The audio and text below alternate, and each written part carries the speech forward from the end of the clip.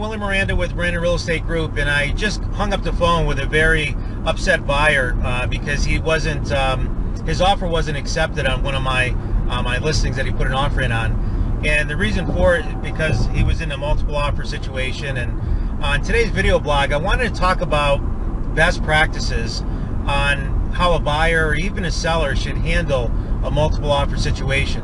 But before I get into that topic, I do want to point out two very important links here on my website. The top link here is for sellers. If you're looking to find out what your home is worth in today's market, please click on the seller link here and we'll send you a free market analysis of what your home could sell for in the rising market here in the Capital District. And if you're a buyer looking for homes for sale by all real estate companies here in the Capital District, just click on the buyer link below. So with that, let's talk about today's topic.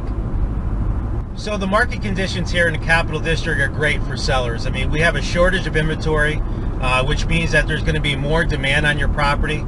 There's more buyers out there than there are homes. And we find that we're running into more multiple offer situations.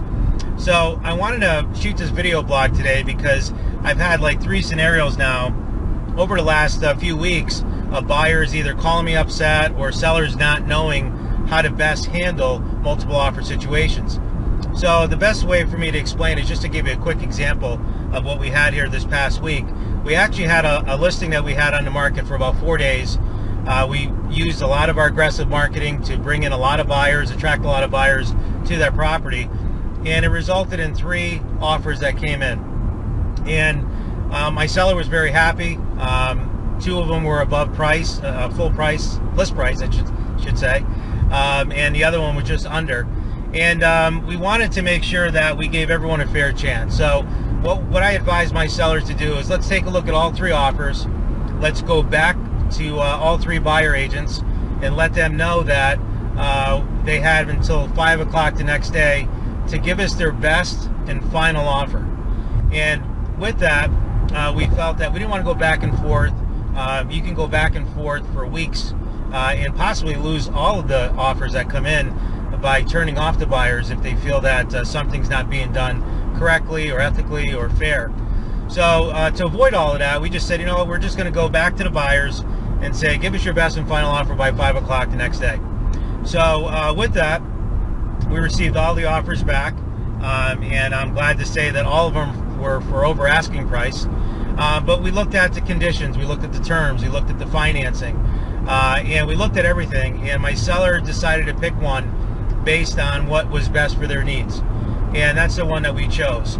And unfortunately, the next morning, I received a phone call from the buyer that didn't get the offer and wanted to see if he could up his offer by another $5,000. And I went back to my seller, of course, because they're the ones that make the final decision. And my seller felt it was best to stick with the offer that they had picked the evening before.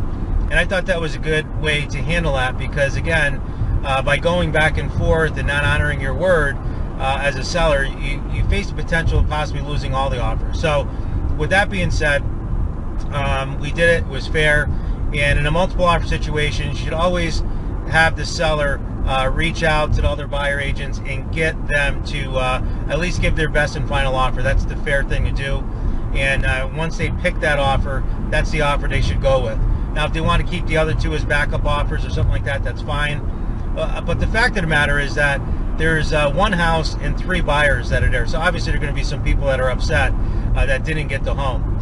So that's on the seller side. So if you're a buyer and you find yourself in a multiple offer situation, I highly advise that if this is the perfect home for you, you know, it's a house that just, you know, fits all of your needs and your family's needs, then put your best and final offer up if you're involved in a multiple offer situation. If you want to really stick out, I know a lot of times seller, you know, don't know you from anyone else, and all 3 contracts are in front of them. It's just a name on a piece of paper. I've had some of my buyers actually put together what we call a love letter, which is basically why they love the home. You know, just kind of explain it to them as to a little bit about their background and all the different things that they love about the home and how they love to have this property for their family as well. And believe it or not, that's helped my buyers a lot of times secure getting that actual offer accepted because of that letter. But again, at the end of the day, The seller makes the final decisions. The seller can pick or choose any offer they want, no matter if it's more or less than what the asking price is. And I highly recommend that you use a professional real estate agent to help you negotiate both on the buying and selling side of either buying or selling a home. So with that, if you're looking to buy or sell a home here in the Capital District, there's two ways you can reach me. You can call me directly on my cell phone at 518-376-1073, or you can visit my website at WillieMiranda.com and then start packing.